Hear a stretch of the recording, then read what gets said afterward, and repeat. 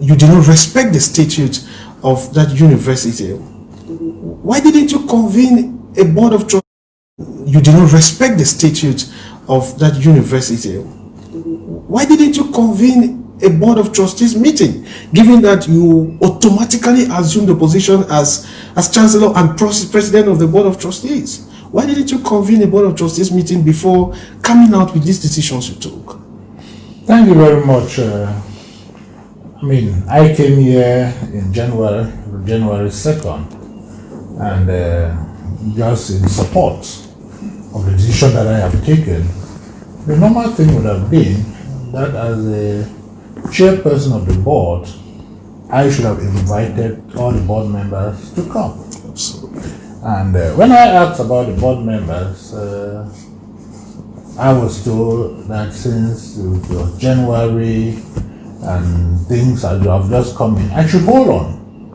And I would look for a time to have the board meeting. And I held on.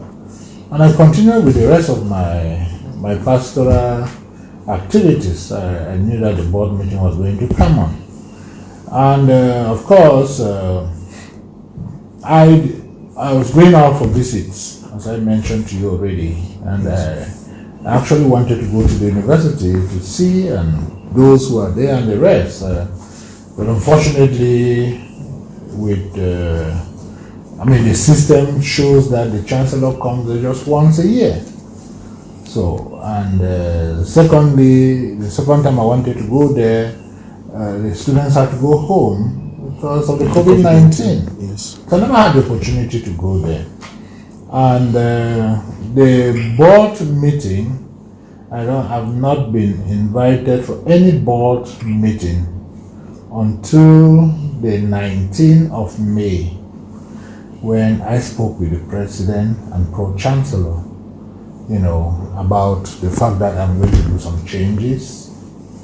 And he said, it's good you talk with the board before you do those changes and all the rest. In all honesty, I said, no problem, let the board members come. And the board members came on the 20th of May at 9 o'clock.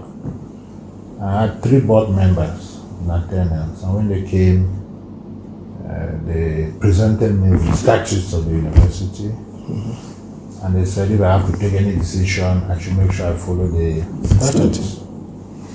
And I asked them, you're coming with the statutes 5 months after my being here because here I want to make transfers. If I came here in January, I expected this document to have been given to me. Absolutely. The statute is made by us. Absolutely. And it's executed by us. And I'm one of those that if there's if things I would like to do things and do them properly.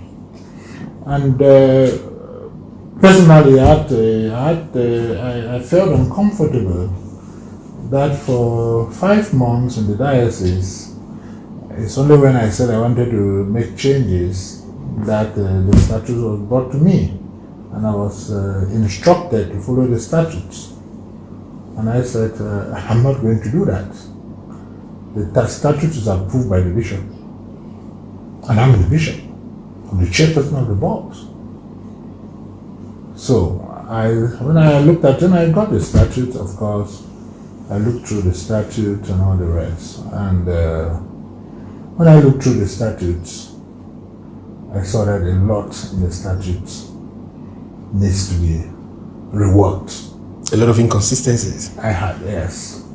The statute was published, the present one now was in 2018, which means that from the inception of the university, they've had many statutes that have been reworked.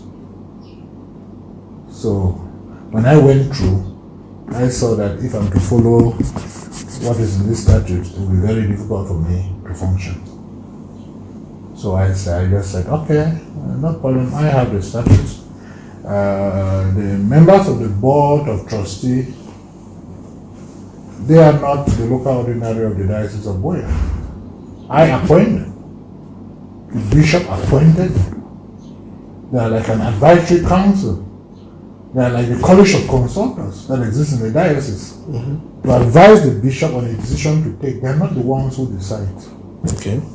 But the statutes were showing that it is they to take the decision. So there was already a conflict there as far as my work as an apostolic administrator was concerned.